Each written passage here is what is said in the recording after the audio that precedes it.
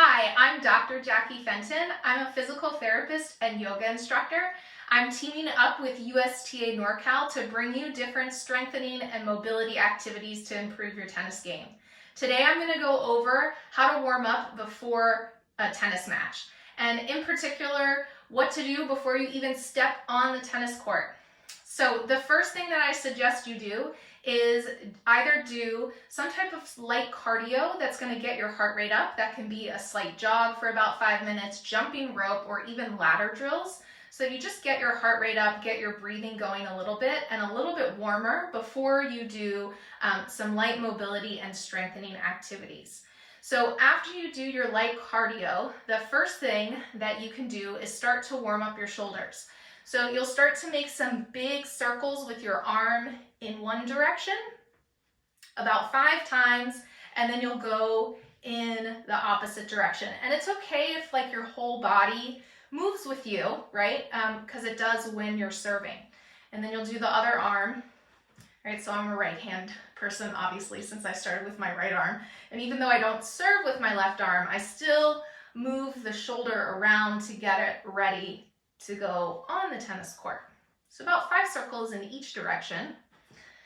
And then you'll grab a TheraBand or some type of band. It's pretty light resistance because we're not looking for major strengthening here. We're just looking in this exercise to slightly get the rotator cuff working before you step onto the tennis court. So you'll bring your elbows in by your side, stand up nice and tall, and then you'll pull the band apart and then bring it back together. And you'll just do about 10 of these. Again, this is more to help improve your mobility before you even get on the tennis court and get the rotator cuff muscles turning on a little bit and ready for when you actually get the tennis racket in your hand. The next thing you'll do is just some light squats. So again, no weight or anything, just starting to get the mobility going in your hips, get your muscles turning on. And so I actually recommend doing a nice slow down, holding for about 2 seconds, and then back up. So the thing to know about squats is that depending on how long your thigh bone is going to depend on how upright your chest is.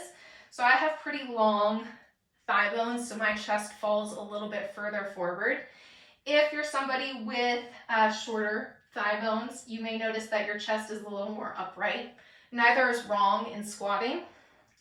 And your toes here can go a little bit more forward. Again, you're just trying to warm up the muscles here in your legs a little bit before even getting on the court and getting a little better hip mobility, which is needed when you're on the tennis court and doing all of that twisting. Okay, so after you do those squats, you'll take a downward facing dog, and the way to know if you have a good length for your downward dog is taking a plank and then lifting your hips up. So you'll bend your knees slightly, and you may already feel a stretch here.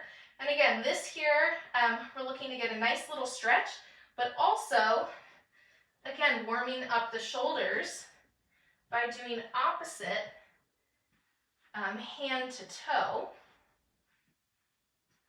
And so this gives you a little bit more mobility through the shoulder and also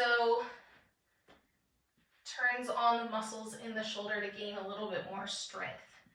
So you'll do about 10 on each side. One more on each side for good measure. And then you'll walk your hands back and stand up. So the next thing we're going to do is called an inchworm. So again, this is actually going to turn on the core muscles a little bit and also get the shoulder muscles, again, more engaged before you get onto the tennis court. So you'll start in a standing position, bend forward, walk your hands out so that you're in a plank. And now watch my shoulders here. I'm going to press the ground away from me to kind of puff up in my back, relax, and then walk my hands back and stand on up. So that press starts to engage this muscle called your serratus anterior. And that muscle is super, super important for shoulder stability. Walking back. And so this one's be a little tiring because it is really warming up the core, warming up the shoulder muscles. You may have like a light sweat. That's a good thing to have before getting onto the tennis court. And then we'll do one more. All right, finding that press, relaxing, and then walking back. And then the last thing we'll do is, again, another little hip mobility. So you'll come down onto your hands and your knees.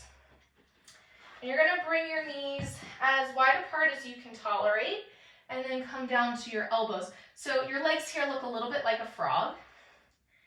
And then you're gonna rock back and then forward. So you should feel a little bit of a stretch through your inner thigh here. And again, this is just warming up the hip muscle, creating mobility, more mobility through your hip joint, which again, is super, super important in tennis because we really rely on our hips a lot to create a lot of power. So getting them nice and warm before being on the court is really great. So you can do about 10 of these. And then you'll come back up onto your hands, bring your knees together, stand on up, and then walk out onto the tennis court and start playing. So I hope this helped you to give you a little insight about a really great way to warm up before even stepping on the tennis court. I'll see you next week for what to do after your tennis match.